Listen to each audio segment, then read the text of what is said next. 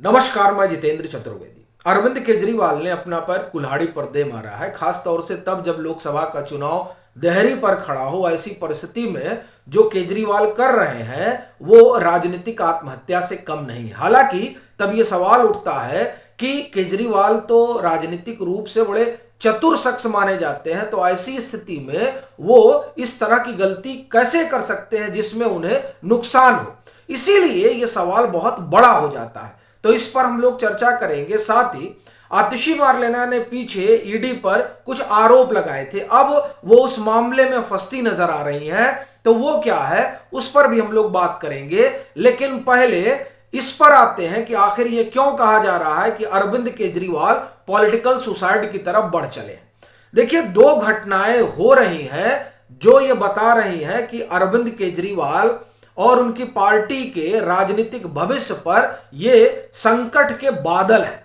पहला, उन्होंने 15 मार्च को विधानसभा का विशेष सत्र बुलाया है और दूसरा, मुख्य सचिव को तलब किया गया है। ये वही मुख्य सचिव हैं जिनसे आम आदमी पार्टी की सरकार खार खाए हुए है, और वो इसलिए चूंकि दिल्ली के शराब घोटाले का भांडाफोड़ उन्होंने किया, वो इसलिए क्योंकि शीश महल की कहानी उन्होंने निकालकर सामने रख दी। और यही वजह है कि केजरीवाल सरकार ये चाहती थी कि नरेश कुमार को एक्सटेंशन ना मिल पाए, उसके लिए अड़ी से चोटी का जोर लगाया गया। विजिलेंस मिनिस्टर आतिशी मारलेना ने 650 पेज की रिपोर्ट बनाई।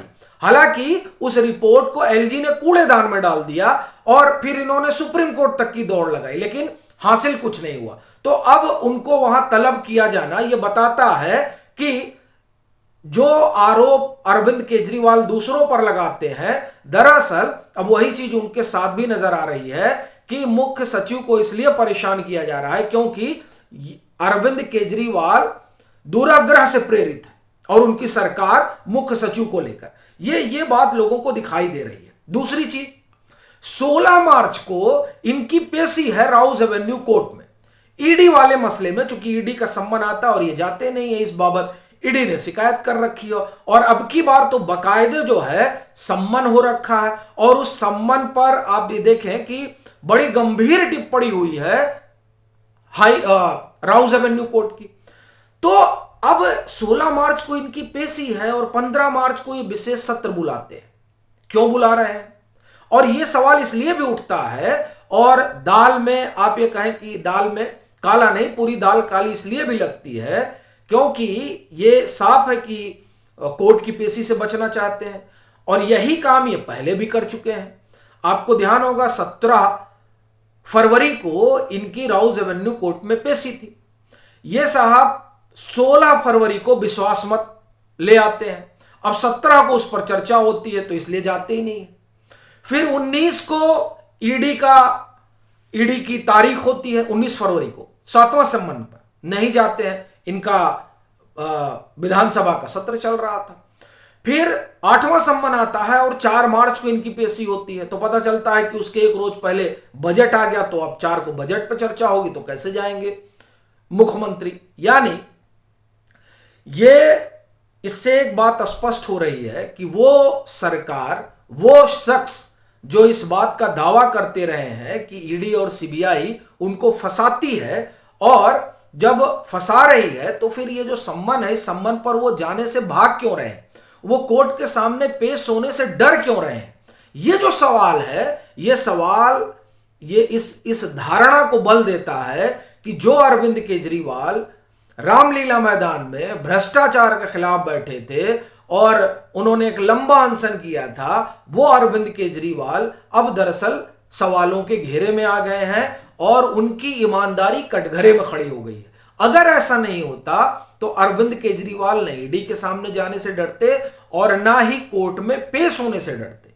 अब इन दोनों जगहों पर जाने से इस बात का खतरा है अरविंद केजरीवाल को कि कहीं उनको ईडी हिरासत में न ले ले। अब आप कहेंगे तो इसमें राजनीतिक आत्महत्या वाला कौन सा मसला हो गया? दरअसल लोकसभा चुनाव से ठीक पहले जब आप कोर्ट कचहरी से भाग रहे हैं, ईडी के सवालों का जवाब देने से बच रहे हैं और ये कह रहे हैं कि हमारे ऊपर जो मामले बने हैं, यानी उनके ऊपर, उनकी पार्टी के नेताओं के ऊपर वो मामले गड़बड़ हैं, हमको नाहक फंसाया जा रहा है, तो ऐसी स्थिति में आपको अपनी बात ईडी के सामने नहीं, चलिए कोर्ट के सामने आप रखते। लेकिन ये जो ताना बाना बुना जा रहा है, इस ताने बाने से एक ही बात निकल कर आ रही है कि अरविंद केजरीवाल पेशी से बचना चाहते हैं। और ये जो परसेप्शन है, ये परसेप्शन उनकी उस राजनीति के साथ फिट नहीं बैठता है जो उन्होंने अपने इर्द गिर्द बुन रखी है कि साहब हम ही भ्रष्टाचार के खिलाफ लड़ाई लड़ते हैं। आप लड़ाई लड़ते हैं और आप ही के, आप देखें कि तीन नेता, और वैसे तो 4 हो गए, विजय नायर को भी अगर आप जोड़ लें, सत्येंद्र जैन, मनीष सिसोदिया, संजय सिंह, तो 4 हो गए। आपको कायदे से इन 4 को बाहर कर देना चाहिए, लेकिन नहीं, आप न सिर्फ उन्हें डिफेंड कर रहे हैं, बल्कि जिस मामले में इन नेताओं पर आरोप लगे हैं और जिस मामले में खुद मुख्यमंत्री अरविंद केजरीवाल कटघरे में खड़े हैं, उस मामले को ही खारिज किया जा रहा है। और यह तब हो रहा है जब सुप्रीम कोर्ट ने भी यह माना है कि प्राइमा फेसाई गड़बड़ी हुई है, हाई कोर्ट ने भी माना है प्राइमा फेसाई गड़बड़ी हुई है, और इसीलिए मनीष सिसोदिया को जमानत नहीं मिल पाई, इसीलिए संजय सिंह बाहर नहीं आ पाए। उसके बाद में भी अगर आप ये कह रहे हैं कि नहीं फंसाया जा रहा है, तो कायदे से कोर्ट के सामने जाकर बताइए कि फंसाया जा रहा है। लेकिन आप भाग रहे हैं, ये इस बात का संकेत है कि दाल जो है उसमें कुछ काला नहीं है, पूरी दाल ही काली है।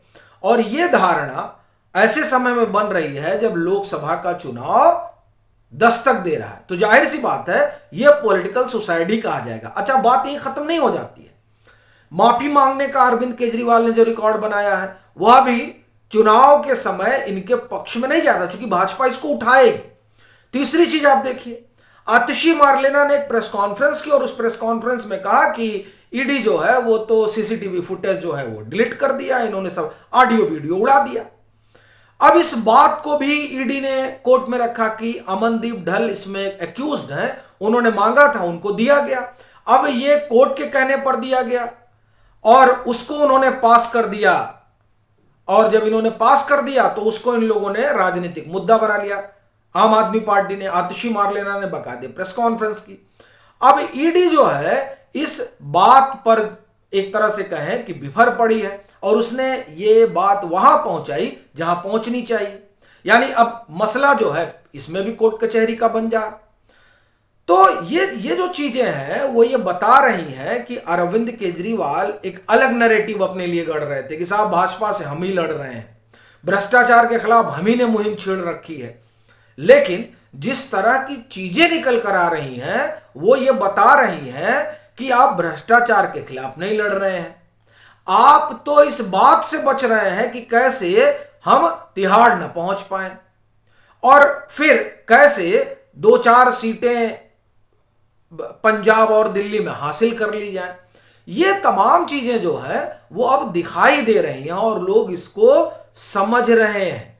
और आप देखिए कि यही कारण है, आप फिर कहेंगे कि आपने उसको रिपीट किया, लेकिन अब संदर्भ है तो उस बात को लाना बड़ा जरूरी है। यही वजह है कि चाहे अभी विधानसभा का चुनाव हुआ हो, चाहे जो तमाम सर्वे आ रहे हैं, उस सब में अरविंद केजरीवाल और उनकी पार्टी का ग्राफ गिर रहा है। नोटा से भी कम वोट पाना, और जो अरविंद केजरीवाल लोकप्रियता में आप ये कहें कि राहुल गांधी को टक्कर देते थे, वो अब लुढ़क गए हैं।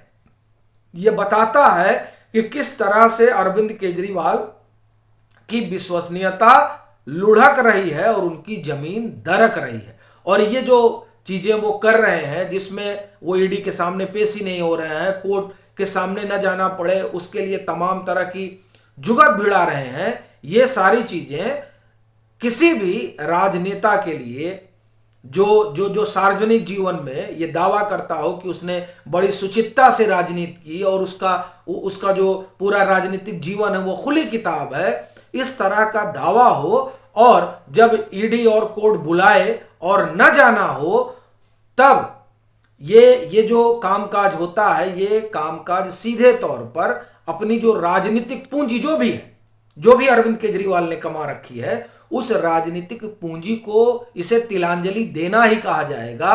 और इस तरह के एप्टीट्यूड को राजनीतिक सुसाइडल टेंडेंसी ही कही जाएगी। बाकी आपकी अपनी क्या राय है जरूर साझा करें। मतांतर से नहीं जुड़े हैं तो जुड़ें, वीडियो को लाइक करें और खूब शेयर करें।